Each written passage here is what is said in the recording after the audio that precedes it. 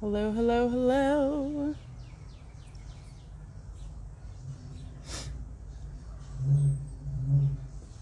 Hello, hello. This is Sam White here from Shakespeare in Detroit. I'm actually waiting for Emilio Rodriguez from Black and Brown Theater to join me. He's going to join me in a second. We're actually going to have a fun impromptu conversation about stories and about imagination and all of that. So, just waiting for my good friend Emilio Rodriguez. He's the artistic director at Black and Brown Theater. Waiting for him to join me here on Instagram Live. Hi, everybody. Thanks for joining. If you're joining, or if you've joined, thank you so much. Waiting for Emilio. We're going to talk about Emilio Rodriguez from Black and Brown Theater. I'm Sam White. I'm the founding artistic and executive director at Shakespeare in Detroit. I'm speaking with you live from an undisclosed location. Waiting for Emilio. Where is Emilio? Maybe, let's see. I think there is a way. Let's just wait. Let's just wait. Let me just wait. I'm going to wait for Emilio to join, and we are going to talk about stories, storytelling.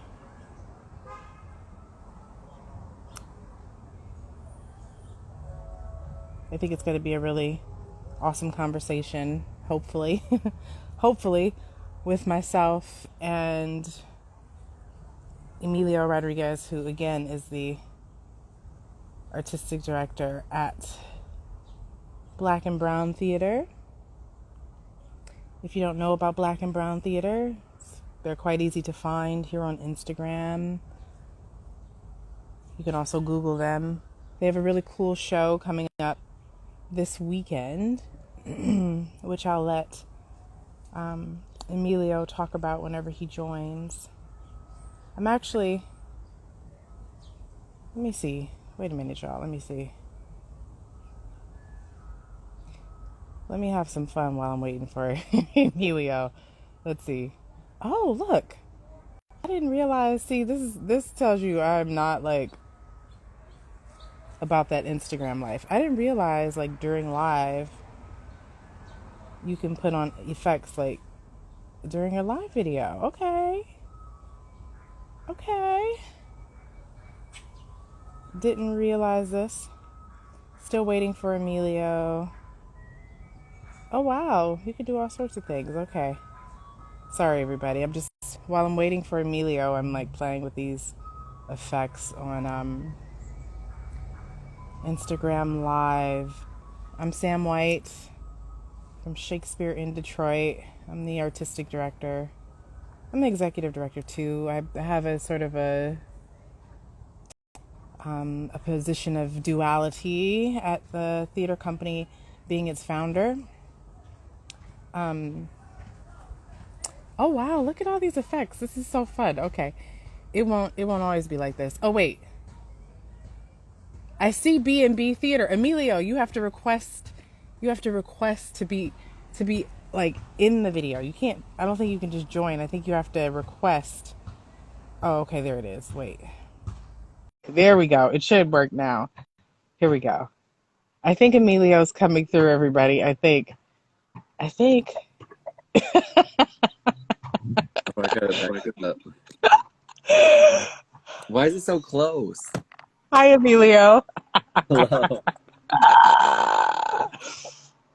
I love your hat. Thank you. Thank you. Yes, it's wonderful. How do I get? Okay, wait. I'm trying to figure out. Okay, well, I was trying to figure out how to. Well, first of all, I didn't know. You can do effects on Instagram while you're live. Like you can do different. See? Yeah, I saw you playing with them. It was making your voice glitch though when you did it. Oh, okay. Well, let me stop. Let me stop. I was just trying to find something to do while I waited for our awesome conversation to begin. Yeah, sorry I'm late. My IG has been doing this where I have to like click log in like 7 or 8 times and then shut it down and then open it up again. I don't know why. Oh, technology. Technology. Well, I was just telling everybody we're having like, I guess it's not that impromptu because we've been talking about getting on IG together for a minute, Mm, but it's a little impromptu because we didn't tell anybody else, right? right. We didn't promote this at all. Nope. So, Surprise. surprise, I'm Sam White from Shakespeare in Detroit, and who are you? I'm Emilio Rodriguez from Black and Brown Theater, and I love that we both have the forest aesthetic, although yours is real, mine is fake. That's fine. That's actually a great segue into our conversation, okay? That's like the Yes. best segue ever. Because Emilio, I don't know if you heard me telling folks that you have a show that's opening this weekend. And Shakespeare in Detroit has, ours is more of a private showing, but we have a production of a wonderful youth production coming next month. And they're both sort of filled with imagination, but have like very real, tangible um, ideas and themes that are very true to reality. So I think it's fun that I have like the actual sort of tree and leaves and stuff behind me, and then you have the what is that, the painted version of it. So because we're going to talk about duality and storytelling and all of that. So I don't know, Emilio, we should promote your show though because it's opening soon. So what show's opening this weekend? It's a good show. Oh, thanks. It's Rapunzel, and it's July 29th through 31st. So Friday at 8, Saturday and Sunday at 2 p.m. and 4 p.m. New Center Park and across from the Fisher Building. And yeah, it's free, open to the public, about 45 minutes in length. Wow, that's like the perfect show for like families, individuals, people like me, people like you, everybody, all ages, all backgrounds, all experiences. And the show is what? What show did you say? What's the name of the show? Rapunzel. So we just kept it classic with the title and my index card here. Rapunzel. Well, hold it up a little bit. Like, hold it up more. There you go. Rapunzel. That is like the cutest card ever. Thank you. Rapunzel. And I love that Rapunzel is black. That makes perfect sense. You know why? Because nobody knows hair better than black women, okay? Yep. True. True. That's just what it is. And Detroit, if you didn't know, is the hair capital of the world. I think like I forget how many miles we have the most hair salons or something in the nation. Maybe New York does, but I know we're up there. I believe it. Mm-hmm. Mm-hmm. So you said it's free Yeah. admission. Readmission. Okay, I'm gonna try to be there, everybody. Y'all should try to be there too. It's what's different or unique or the same, sort of what's because everybody knows the story of Rapunzel, but what's sort of the how did you get it down to 45 minutes? Sort of what's happening in your specific production that we should know. Yeah, so we've been using the tagline for this whole series. We call this series Once Upon a Rhyme because all of the plays are in rhyming verse couplets. And then our tagline for the whole series is a timeless story with a timely twist. So all of them have elements that you feel like, oh, I know this story. I'm comfortable. I like this. And then all of them also have elements where you're like, oh, good. I'm glad you got rid of that part, or I'm glad this is more modern or feels different. Um, and so this one, you're gonna see Rapunzel trapped in her tower, very timely for the COVID world that we all have just spent 2 years locked in our places. So I think Mm-hmm. it's even more relatable. It's one of the reasons why I picked Rapunzel specifically this year as we come back to the world sort of slowly opening up. So you'll see that element. You'll also see, of course, the fairy tale prince and princess meeting. But you're going to see some changes in that we've really focused on the witch character and reimagining her as instead of a witch, just as someone who wants to find connection and wants to find family. And I think that's so important because so often we see, particularly in a lot of older fairy tales, which are predominantly written by men, we see that there's always like a woman character who is mistreating or abusing the main character. And I think it's interesting to re-look at that through the lens of what if someone was just trying to take care of a child who needed a home and wanted to give a child better opportunities. So instead of a witch, she's just a woman who wants to give a better opportunity for this child. And we also have bookended it sort of literally with a book and the idea of that Rapunzel being in control of her own narrative. Being in control of her own narrative. I think that's amazing, right? Because I think that's what is so amazing about founders. Shout out to founders, okay? Founders like Emilio, founders like myself, because similar to your Rapunzel, we want to let our hair down and get rescued from the tower or the boxes that people try to put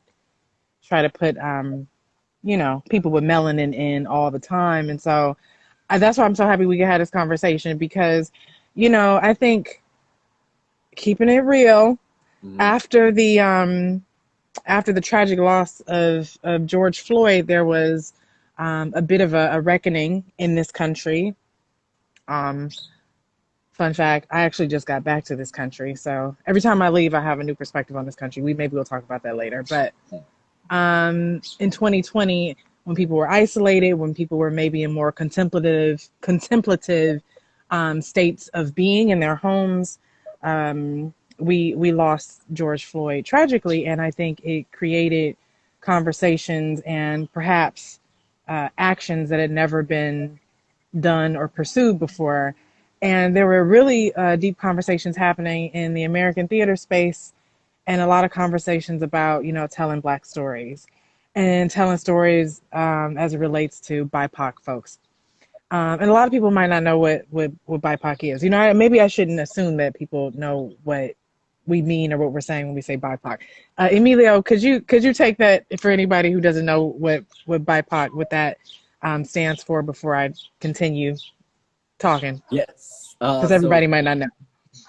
Yes, great point. So Black, Indigenous, people of color, correct me if that's wrong, but that term originates from a lot of times the term POC, or people of color, being co-opted, and people finding it that in a lot of spaces Black and Indigenous voices weren't being prioritized or were being completely left out of conversations, because people could use a broad term like people of color to pick and choose who gets to actually be in that space. And so BIPOC sort of helped us all just recenter it and make sure that Black and Indigenous voices are included in the conversations. And those conversations include people that look like Emilio and I, because I don't know if y'all knew this, but Emilio and I are not white. Surprise! Surprise! And so, when we talk about Black stories, I think that it's incredibly powerful what you're doing at Black and Brown Theater. And that's taking these stories that some might consider or tag as classic, but reclaiming them as stories that also belong to people like you and I, who have a very undeniable amount of melanin, right? And so, and I wondered what was your inspiration for that? And then I'll tell you what my inspiration is or what my original inspiration was for Shakespeare in Detroit and what it is now. But why has Black and Brown sort of taken the path to like recreating all of these classic sort of fairy tales? Because you've produced quite a bit of them now, right? Yeah, I think we're on like 4 or 5 now. So I have to say I'm inspired by so many people. You are obviously included in this inspiration list of what you've done at not only New Center Park, but a lot of public spaces that you've taken to make Shakespeare more accessible to people, and what you've done with casting as well. And I think that I would include you on this list. I would include but you were probably the first time that there were, or one of the few times that there was like people of color in the theater space, or BIPOC individuals in the theater space, because some of my other inspiration earlier growing up, it was beautiful work, but it was all white people. And that's all that maybe you or I both had access to growing up in those classic spaces, or the fairy tale or the Shakespeare or or classical theater at all, right? So we kind of both had to create the space that we wanted to see, or really go digging to find what we wanted to see. And I loved the fairy tales growing up. Like, I love Shelley Duvall's series. I love, of course, every Disney movie, and we didn't get a Black Princess until 2009, and she's a frog for most of it, right? Like, we were already adults by that time. So I think for me, it was really important to change what children had access to, because you and I both didn't have really that access in our childhood to these classic stories with people who looked like us, or who spoke like us, or who shared some of our values in these leading roles. And I think it's so important when a child sees not just someone who looks like them, but also someone who speaks like them, or someone whose energy is like them, or their personality is like them. And that's why I try and get the actors out of this idea of like, what has to be our classical acting. Like, you don't have to go on stage and say, oh, I must be here. Even if you're doing Shakespearean text, right? Like, the way that you can pronounce it can change depending on where you're performing it or who you're performing it for. And I feel that same way about fairy tales, because then it allows people to then see themselves in the audience and say, oh, she's kind of like me, or he's kind of like me, and they're the royals, so that means that I'm royal too. And I really love that idea. And the original intent was to create that experience for children, but that evolved into being really, I learned when we were going to these performances or doing these performances and seeing adults in the audience who didn't have kids with them. And at first I was like, where's their kid? But then I was like, oh, but like people like you and me, or even the generations before us, they didn't have anything. Like, we had little samples, like the Happily Ever After series on HBO, even though it was animated.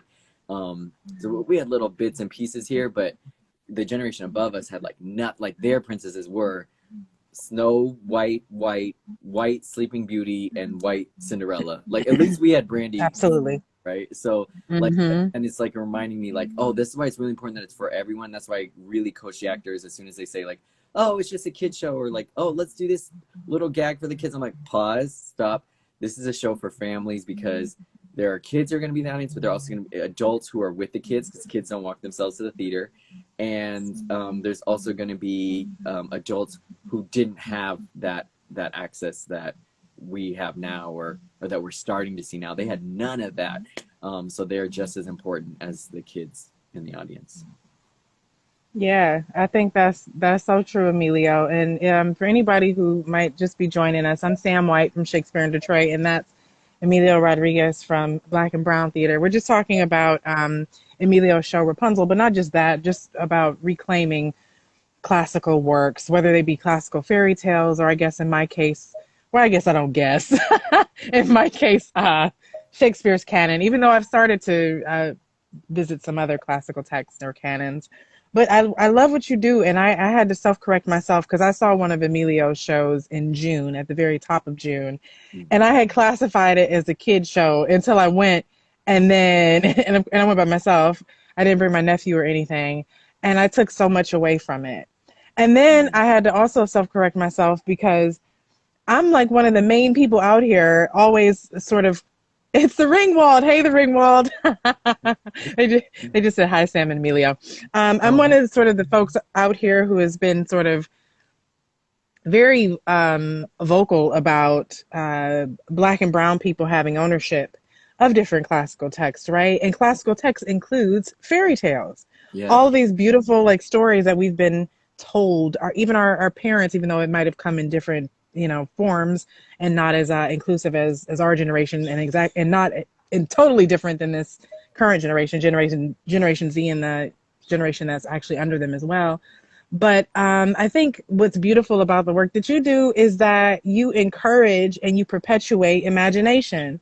And I think that is so like radical and special, because oftentimes, and I mean this out of all due respect for everybody that's working in theater, because there's so many stories that need to be told, so many different types of stories. But the Black experience, the brown experience, the indigenous experience, the people experience is not monolithic. And so if somebody on their motorcycle riding past me, y'all, I'm in the hood. I can't control what other people do. I just can't.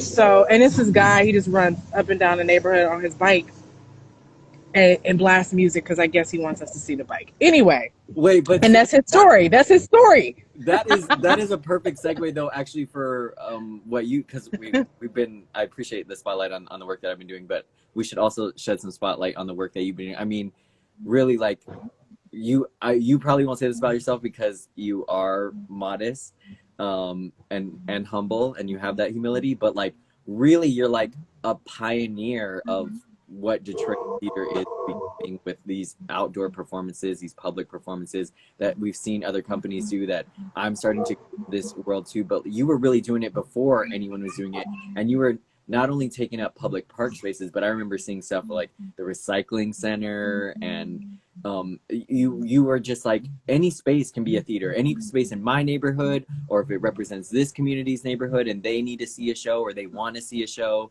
like you really started that. So I would love to know, like, what was inspiration, particularly the recycling center, because that was so cool and so different, and I feel like now people are thinking about that sort of outside the box, but you were thinking about it, that was like what, 2014?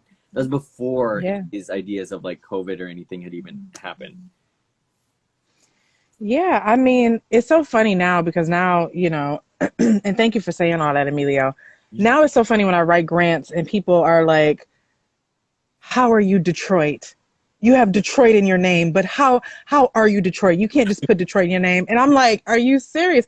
Like, I'm from 7 Mile, born and literally raised Detroit public schools my entire life, graduated from Wayne State. Even when I get fancy and I go off to Europe and do my thing, I always come home. Like, I'm Detroit through and through. Like, it has nothing to do with the name that's in the title of the theater that I created. It's who I am. And so if I create something like Shakespeare in Detroit, Detroit is going to be sprinkled all throughout it. It's a part of the DNA of Shakespeare in Detroit. And the reason I wanted to start Shakespeare in Detroit and reimagine Williams canon is because, first of all, I didn't know anything about a dead old white dude growing up because my mother gave me Shakespeare. So as far as I was concerned, a black lady from Davison on the east side of Detroit is who gave me Shakespeare. And that's whose voice I always heard these stories in. And then I realized when I got older, like in high school and college, that most people's connection with Shakespeare was connected to a white English teacher. And so their experience was much different than mine. And so I thought, it might be kind of dope if like kids in Detroit, and not just kids, but people of all ages, were reintroduced or introduced for the first time to Shakespeare from, this black chick from 7 Mile. And so 4 weeks after the city filed for bankruptcy, we had a little stage right off Woodward at Grand Circus Park. And at that time, people didn't even know if the Detroit Institute of Arts or the DIA was going to be able to keep most of its art in-house, right? And so it was a risk going outside and doing this show. People weren't even able to pay their mortgages at the time. So yeah, we didn't know if people were going to come, and 500 people came out. And then we kept doing shows. The next show was the next year at the recycling center, and so forth and so on. And now like 14 or 15,000 people have seen the work that we do. And we have a education program. Our education program is actually, it's happening right now this summer. We have our conservatory with teens from the city, and they're working on a youth production of A Midsummer Night's Dream. So we have our fantastical sort of experience for them in conservatory every day. And then they do a show for their parents and for some of Shakespeare in Detroit stakeholders in August. But yeah, I did it because nobody else was doing it. And I wanted to give people access, and access not from, it didn't have to come from somebody who doesn't look like them. Access can sometimes be created in our own community. And so when that door opened for me to create Shakespeare in Detroit, I left it wide open for people from my block and other blocks to come and enjoy. And I just, it's also the fact that, and I'm going to just be honest, and I'm just sort of speaking facts. Nobody else was like brave enough to bring Shakespeare to a city park. I mean, you could find Shakespeare in like academic spaces in Detroit. But other than that, if you wanted to see Shakespeare's canon, you had to go to the suburbs or further than the suburbs. And I thought that was really weird that people wouldn't, nobody had done it before. So I just did it because nobody else had the imagination. I'll say, I was going to say something else. Nobody else had the imagination to bring it to the city. And now, there's a lot more theater in Detroit, and that's cool.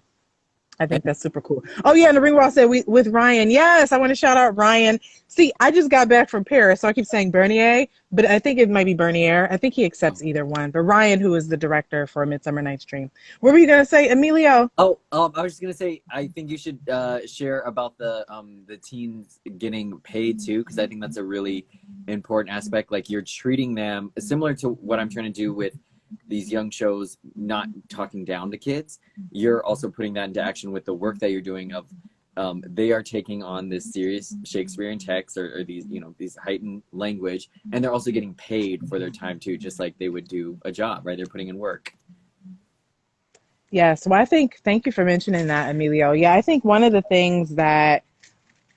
ways that we give back to the community is through the work that we do in the educational space, specifically with our program, Shakespeare STEAM, which teaches the science of lighting a project or production, the technology of sound design, the engineering of a form. For us, that's a costume, the art of classical performance, and the mathematics of set building. The summer conservatory is an extension of that. So the kids who sort of excel or are really, really interested in learning and taking a deeper dive into theater, come spend time with us during the summer, or you can audition to be in the conservatory. And they get $1,000 scholarships at the end of the summer, because I think one of the most inequitable, unjust things that an organization can do is to ask people of color to, or marginalized communities of any sort, to come and work for free. And we don't want to perpetuate that unhealthy, gross sort of idea of the starving artist that has been perpetuated for years, and I think, mostly impacts people who look like you and I, Emilio. So we want kids to know that they are worthy of creating great art and getting paid for it. And in addition to that, it's just practical, because a lot of them probably need to work during the summers to support their families. Some of them do. They would have to go work at McDonald's or, you know, a pizza place or something in order to help their families during the summer. And rather than having to do that, we give them the opportunity to come play with Shakespeare in Detroit, create a play. We don't change the language. It's still, meter, and it's still translated, or we cut it, but we bring it, to them, present it as it would be seen in the folio. And they do great, and they excel, and they get a scholarship, and most of them want to come back every summer. So I'm excited because we're doing something right.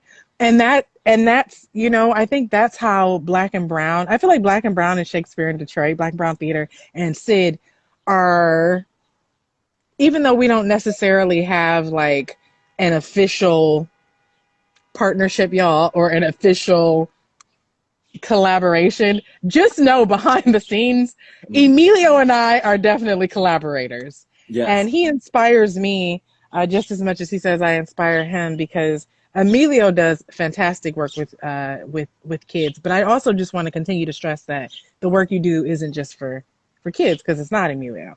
Oh. It's for everybody.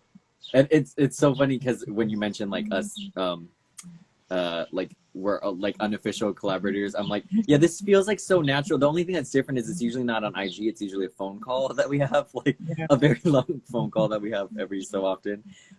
Yeah. And this cannot be as long as we will not be on IG for 4 hours. No. No. But one thing I did want to mention really quickly, that I think another kudos to you and another give you your flower. If I had fake flowers here like I normally do, I would hold them up, but I don't know where they are. But Where are you? I'm in my home. This is just a fake background. Oh, I love it. Oh, thanks. Yeah, so but fancy.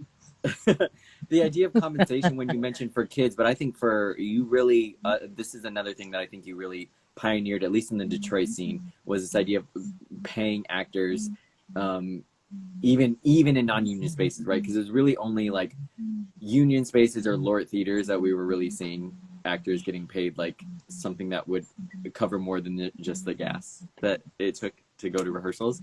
And I even remember seeing, I can't remember what show it was that I saw though, that like inspired me when you had listed the actors' compensation, and I was just like, oh, wow, that's really a great compensation. But it's important, right, that you took the time, you found the funders, you did all this work to make sure that you could pay your actors that, because you want to make sure that they feel like professionals, that they're treated like professionals, and that the pay reflects the amount of hard work that they're going to have to do. And I I think that should just be acknowledged. And I'm seeing it more and more now, post 2020. But I think like flowers need to be given where flowers need to be given. That you were doing that way before we were having this reflective 2020 period. Well, thank you, Emilio. And I feel comfortable saying this in this space, but I appreciate you giving me flowers because, Emilio knows, and and I'm sure people can tell because it hasn't been a secret that over the past probably 5 years, I've spent like half of my time in Detroit and half of my time somewhere else, really just trying to learn how sort of the systems of theater work outside of Detroit, sort of on a um, I'm using bigger, not like in a word, like not, I'm not using that word as in better. I'm using it just as far as like landscape, as far as like cities that have even more theaters, just as a way, or have really big budgets. Like when I went to the Oregon Shakespeare Festival, I strategically wanted to go there because I couldn't work at a $40 million organization in Michigan, right? So I had to go there to see how people operate and how they work at that scale. And it's also just a beautiful theater, probably one of the most glorious theaters in my opinion in this particular country, and second to that, like working at the Stratford Festival, which is like my Canadian home. And so, but I went there because I wanted to see and I wanted to experience what it was like for artists who are working and able to pay their bills and do other things because they are being compensated fairly. And so I think when I spent time, particularly at the Oregon Shakespeare Festival, when I came home, I knew that I wanted to do less shows. Because at first, when Shakespeare in Detroit first started, we were just putting out shows.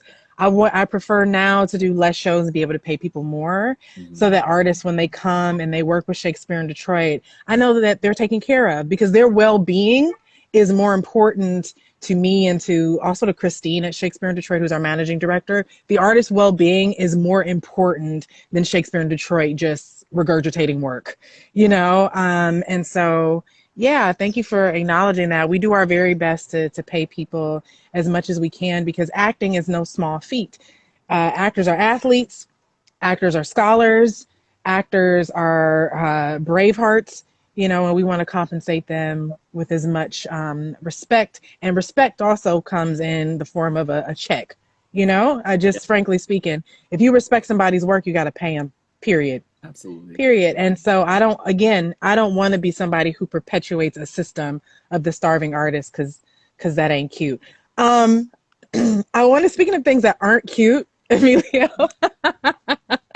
I wanted to just talk to you about imagination for a second, because you are one of the most imaginative people in the world. First of all, if y'all don't know, and hopefully Emilio doesn't kill me. I don't think he'll kill me for mentioning this.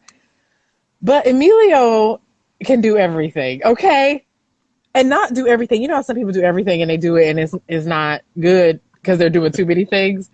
Emilio can do a lot of things and do them well. And so Emilio can see a set in his head and align that with the story that he wants to tell as a director, because Emilio is a director.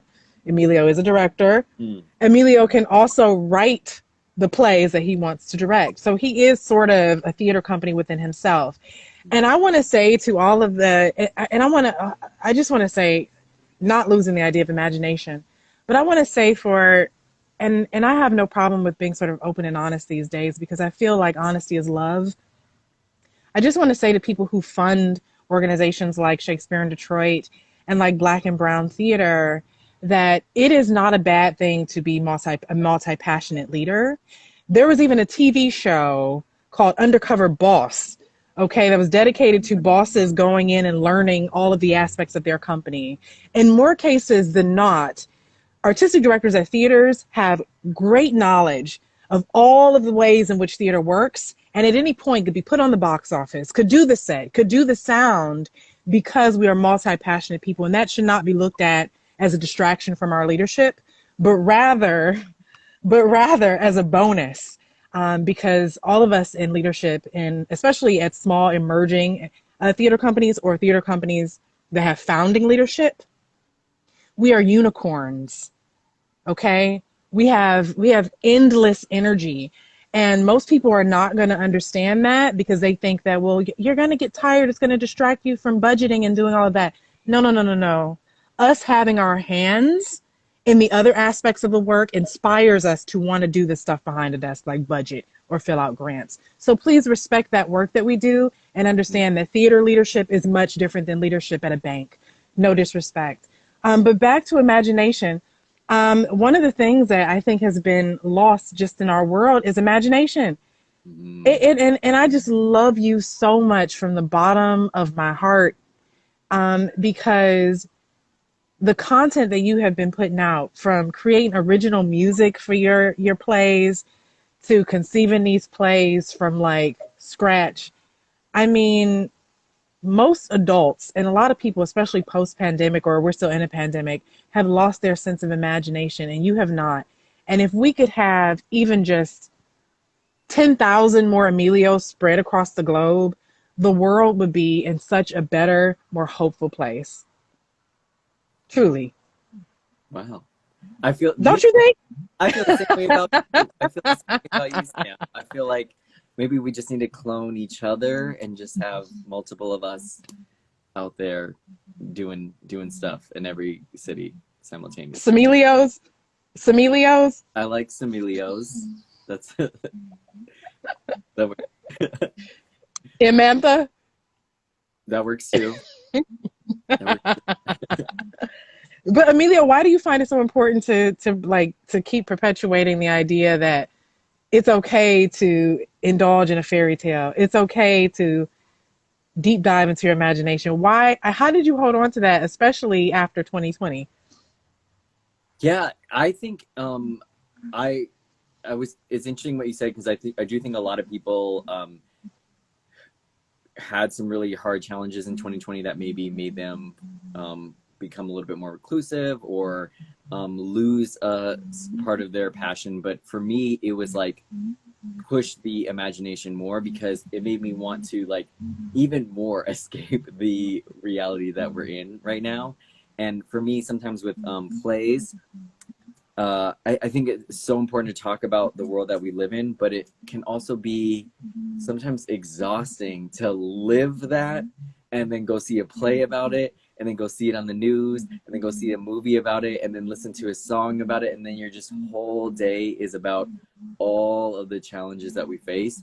And what I love about plays that open up your imagination is that it gives you a sense of escapism. It gives you a sense of like, for the period of this play or the period of this song, we get to forget about the challenges and troubles that are going on in our everyday life right now.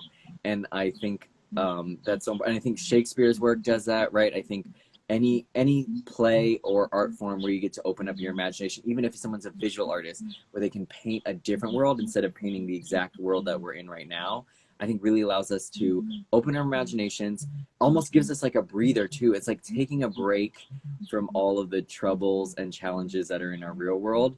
That it's part of that rest that we need, right? We always talk about artists need rest, and I think part of that too, of why artists need so much rest, is because our art sometimes is the challenges that we're facing, and then the media that we're consuming is the challenges that we're facing, and then we're living the challenges that we're facing. It's like, yeah, of course you need some rest after that, but sometimes I feel like the work, getting to work in the fairy tale realm, and maybe you feel the same way about Shakespeare, is like it rejuvenates you because you get to escape the world that we're currently in. So it almost does feel like a rest or an escapism from the challenges that we're facing every day. I don't know if that's how you feel about the work though.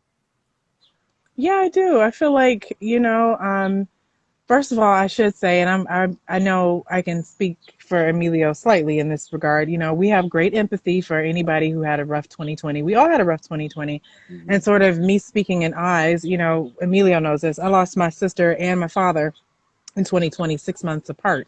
So it was a rough year, even for people who didn't experience that much loss. It still was a year filled with loss and change that none of us were expecting or asking for, frankly, right? But I think when I lost my sister, and then my dad especially, because I was such a daddy's girl, it really sort of, I had a choice, I either like sort of lean into the darkness of all of that, or go really hard and further with my imagination. I've always been in a super, I would say, daydreamer. I daydream a lot sometimes, and I write in my journal all the time about the places that I want to go in real life and the places that I want to go in my head, you know. And I watch big fantastical movies like The Chronicles of Narnia. That's my jam. Alice in Wonderland. I've probably read that 3 times this year. Yes, I did. Yes. I'm a Tolkien nerd. I'm not a Harry Potter nerd. I'm a Tolkien nerd. And of course Shakespeare. And so it's an opportunity for me to sort of find themes throughout Shakespeare that do resonate with us in reality. Like, you know, King Lear, I can definitely relate to the 3 daughters who were caregivers for their father. And some days, you know, I was Goneril. Some days I was Regan. Some days I was Cordelia, depended on the day. I don't find any of those women to have been villains, frankly. And if you thought that any of them are a villain, you've never been a caregiver. So there's a reality of Shakespeare's works, but also sometimes I want to direct a kingdom, you know? I want there to be a king, a queen, a prince, a throne, subjects, knights, some fighting, all of that, which sort of, I think it balances out the reality. And I think that's something that is healthy and good for everybody. And it's sort of that restful part that you were talking about. You can definitely acknowledge what's happening in real life, but that doesn't mean that you can't revel in your imagination. Because I just posted on Facebook not too long ago, like, life is an and, it's not an or. It's not be imaginative and creative and have fun and joy, or be sad, down in the dumps and in the dark. I think it's both. Yeah. Monday, things might be feeling dark, and then Tuesday, you might be, you know, I don't know. The trees might come to life in your imagination all of a sudden and start talking and walking like you're in the Lord of the Rings. But duality, that's the beauty of life. And so I'm happy to be able to indulge in that when I open up Shakespeare's canon, or when I go to a black B&B show, a black and brown theater show, because you have been such a warrior of joy, and I just respect that. Oh, I respect it. I respect it because, frankly, nowadays, everybody, I post and ghost. Emilio knows this. I post on social media. I really don't go through like feeds and stuff. And I love everybody. And I just told y'all about my terrible 2020, so I have great empathy. But honey, I'm looking for the joy right now. I'm seeking the joy. And so I check 2 pages every day. And one of those pages is Black and Brown Theater, B&B Theater here on Instagram. Follow them if you haven't. Mm-hmm. oh, thank you. Um, And I you also look so you look. I just love you in a hat. I'm sorry. Am I thank staring? you. Am I being awkward? No, I love it. I love. Thank you for encouraging. Okay. Maybe I'll wear hats in real life more often. I feel like on stage is the only time I get to wear them. I gotta find a reason to wear them. But I think it's so interesting that you mentioned the kingdom thing. You had talked about that when you were saying like directing. You're like I want to direct a kingdom, because that's another element that I always forget to explain to people about when I'm explaining this interest in fairy tales that I have. I love the idea of seeing people like you and me in these kingdoms, because so often our ancestors' histories have been erased or forgotten, or there might not be an easily accessible way to track Mm-hmm. what those kingdoms look like, that we all descend from kings and queens, and our ancestors had their own cultures that aren't shared, or we don't have as much history easily accessible about. And another thing that always um, gives me like a sort of the rock eyebrow, like look at this when I'm Mm-hmm. looking at uh, um, histories or kingdoms, is there, especially European ones that exclude people of color. I look at some of the bright colors or the fashions, and I'm like, they were doing a lot of traveling, and I wonder where a lot of this inspiration came from. Or there's even story elements when we're talking about fairy tales, about how much Europeans were traveling into other continents, and how much was being brought back with them, and things were being traded and exchanged. And it's so fascinating to me when people say like a fairy tale is a white culture thing, or even Shakespeare is like a white culture thing, because we sometimes our history is recorded by what we can find evidence for. But I always encourage people to think about intuition as well. So one of my examples Mm-hmm. that I give for fairy tales is the Frog Prince. Frogs typically thrive in tropical climates. There are some frogs that can thrive in desert climates or other climates, but typically you'll see most frogs, the most populous of frogs, in tropical climates. And so when we think about a story like The Frog Prince, and that origin, it's like, okay, you might be able to say that this was written and completely created by a white person, but part of me says there's too much intuition and just common sense evidence about where frogs grow, and trading and traveling that was happening in that time period, that makes me wonder where this story really originated from. Sure, there might be a Brothers Grimm's version that's documented and written down, but that idea of a girl kissing a frog, I don't know if we can be 100% certain that idea is completely Brothers Grimm's idea. And even when you mention Rapunzel and you're like, oh, a black woman makes perfect sense.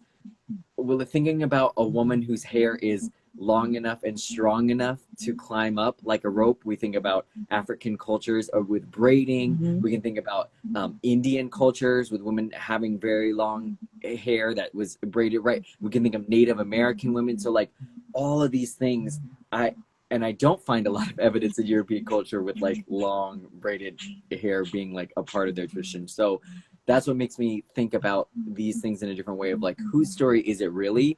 And why I'm so interested in reclaiming these stories and putting people who look like you and me in these stories, because probably a lot of these stories might have originated from our ancestors who spoke these stories, who did oral traditions, and maybe didn't write it down because that wasn't important, because the shared culture was, let's share it for people, let's perform it for the people in our community, let's entertain the people in our community, let's inform the people in our community.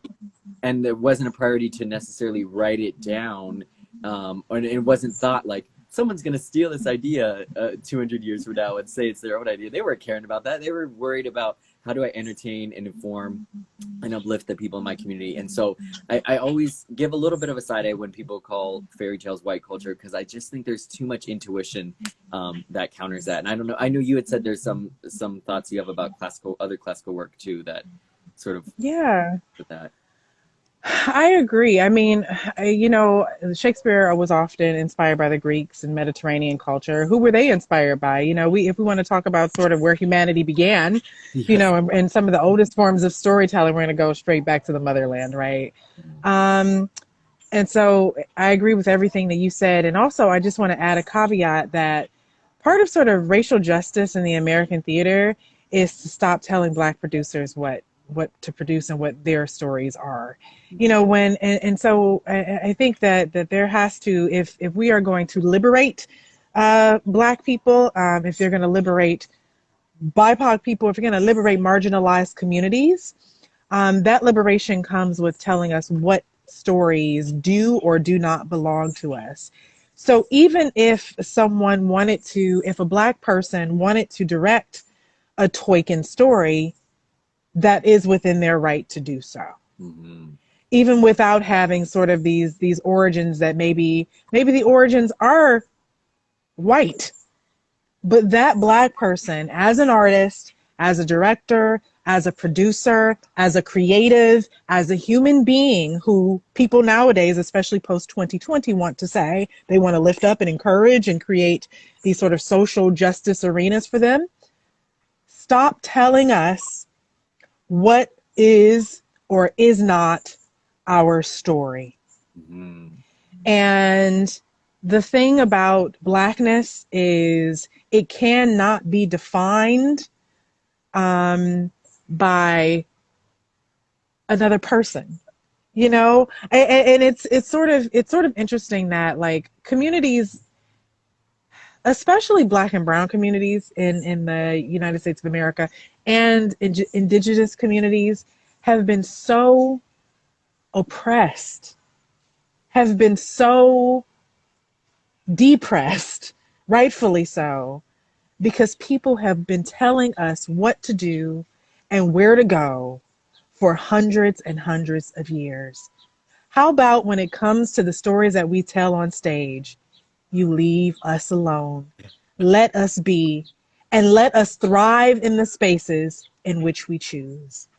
Because when we pick the places in which we want to live, we want to work, or in the cases of myself and Emilio, where we want to create, when we are given the choice, we thrive. And when we thrive, we create beautiful art. And when we create beautiful art, our community is going to thrive as the beneficiaries of that.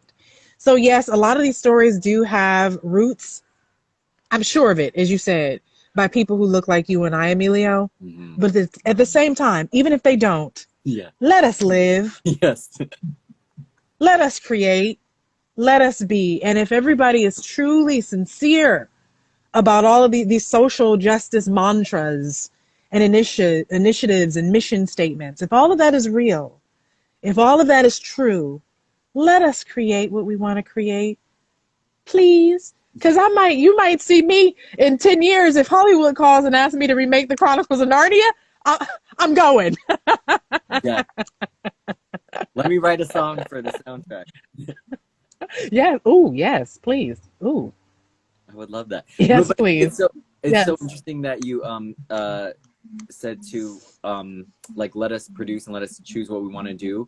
And I also think consider us too. Like you and I are both directors, and we also know other directors of color, directors of marginalized identities.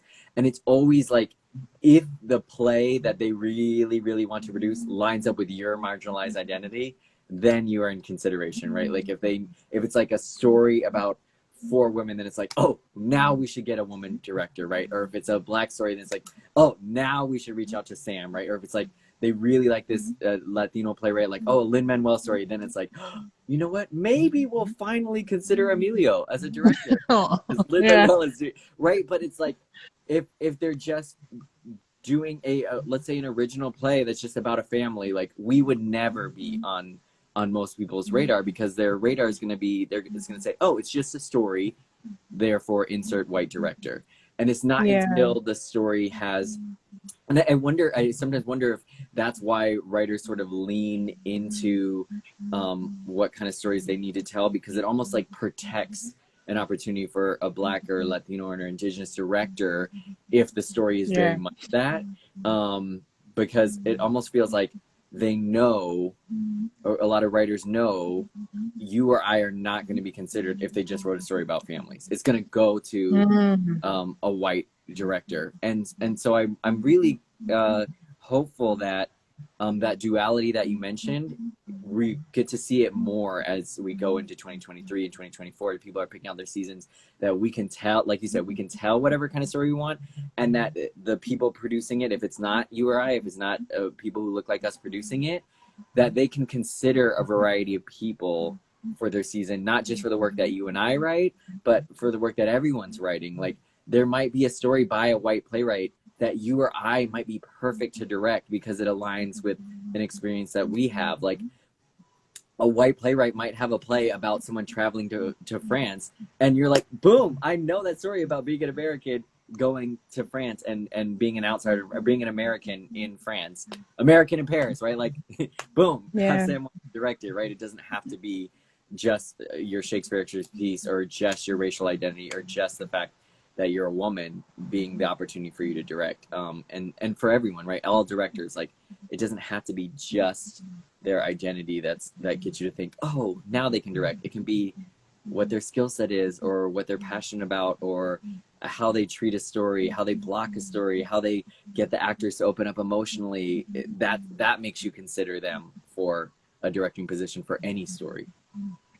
That's right. And I think that especially with BIPOC kids, and maybe all kids, but I think BIPOC kids, especially those that grow up in the hood and maybe grew up, at a certain socioeconomic status. Because sometimes, like in my family, sometimes we weren't like completely destitute. Sometimes we were poor. Sometimes we were middle class. It depended on what was happening in the factory system and with my father. But the less money we had, the more creative we got. I remember, like, I don't know why I keep talking about the Chronicles of Narnia, but my cat Petey, I would like do the Chronicles of Narnia, and she would be Falcor, the dog, the like flying dog in the Chronicles. And I'd like try to ride this poor cat, and I'm like 7. Poor cat. The cat's like 8 pounds. So the poor cat was so over me. But you find ways in which to really utilize your imagination when you're in dire conditions, or when you don't have a lot of resources. You know, you use the cat to create the magical dog from Chronicles of Narnia.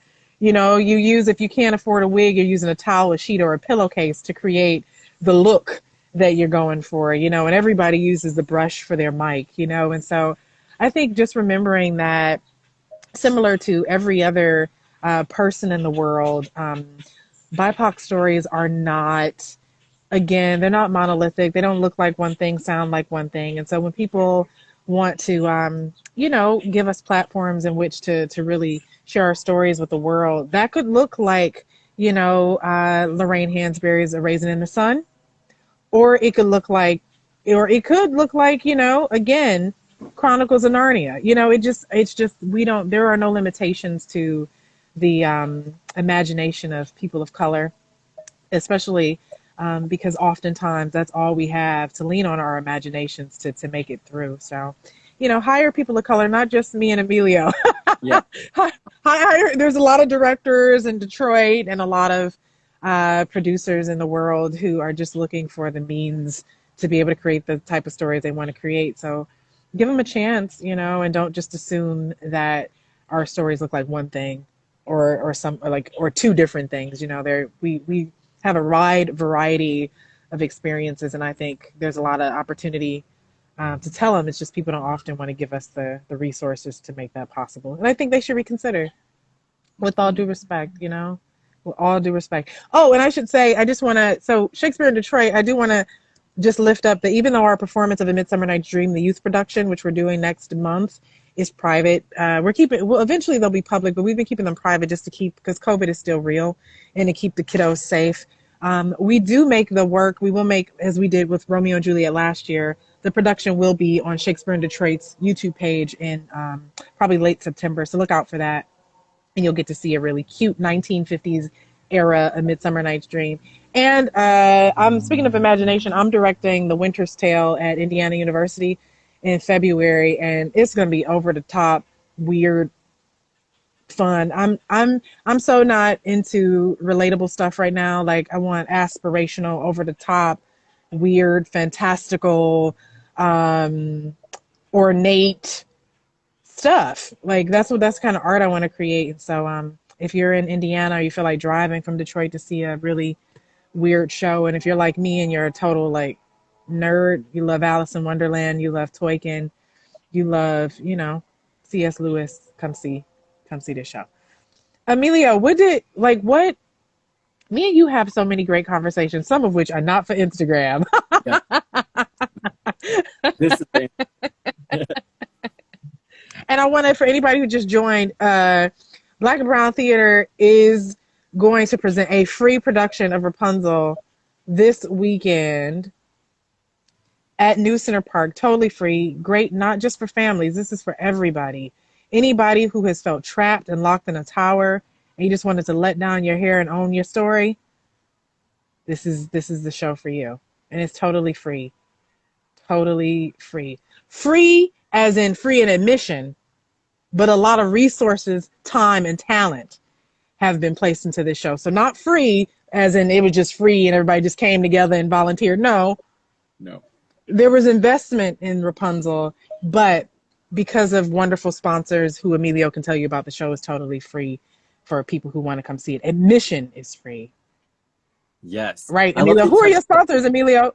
Who made it possible for this to be free? Yes, it's Community Foundation of Southeast Michigan and Midtown Detroit Inc. And I'm so glad you touched on that, because sometimes people, like you said, they're like, oh, this show is free, so can you just come do it for me for free, or come do it in my backyard, or come do it here for free, or like, and people don't realize, like, oh, it was a lot of work to raise that money, and that money was raised for that one particular performance. So if you want to come see it at the allotted time, because we can't always just bring it other places for free. Or if we do want us to come visit you, like, give us a heads up, because it can't just be like, oh, can you come to my party in 2 days and do it for free? That's not. It was free to the audience because of the funders who made it possible for that specific performance, but it's not like forever we can just do free performances. And I think that's important. I'm glad you touched on that. It's important to note that difference.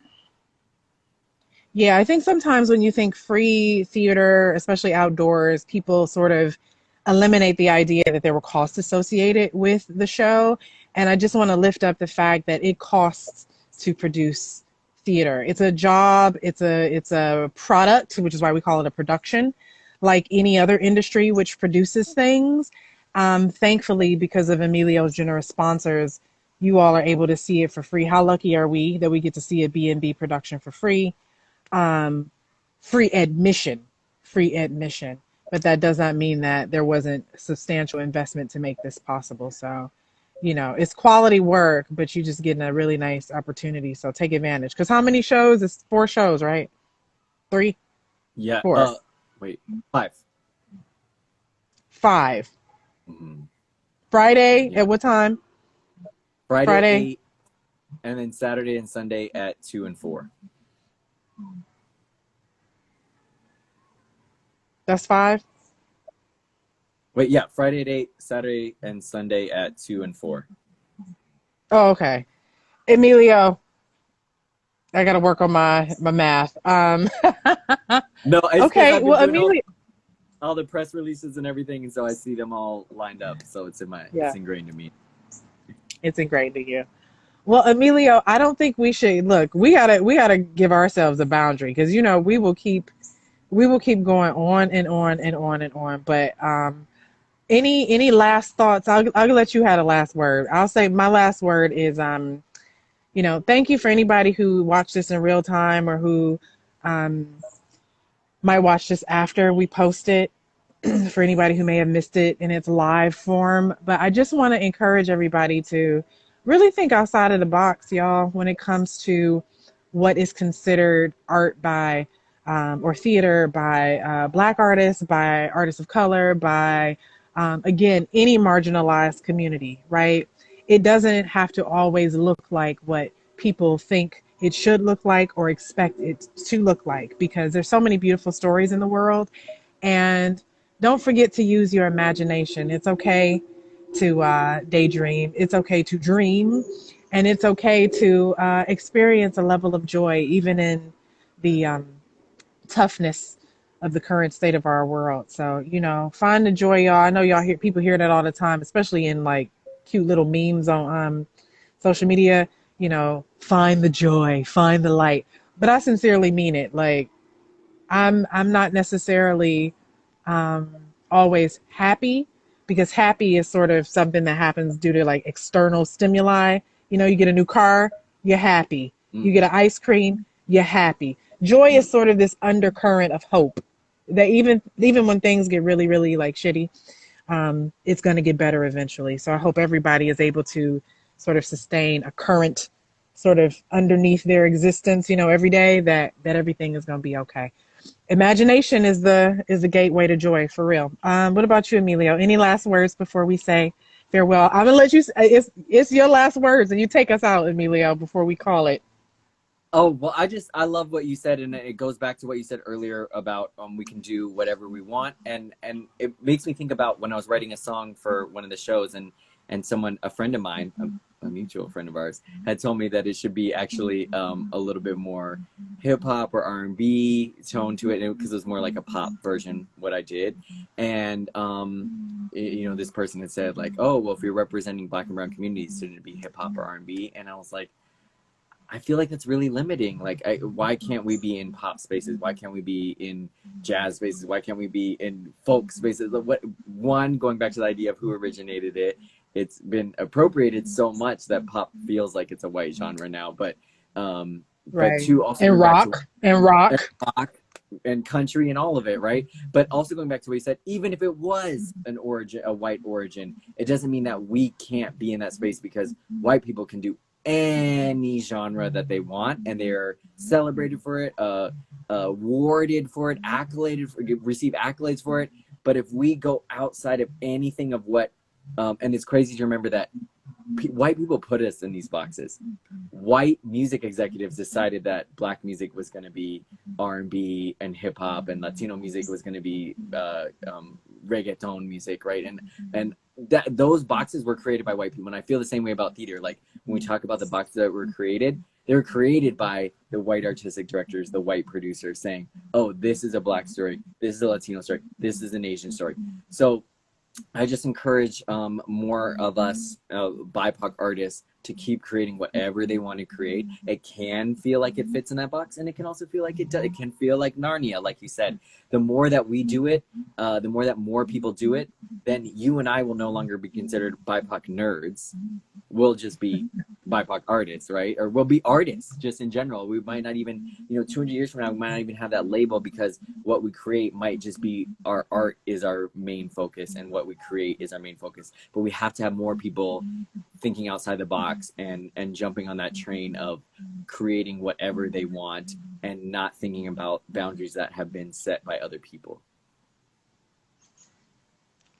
And that's the word. This has been Sam White from Shakespeare in Detroit, and that's Emilio Rodriguez, Black and Brown Theater. have a good night, y'all. Bye. Bye.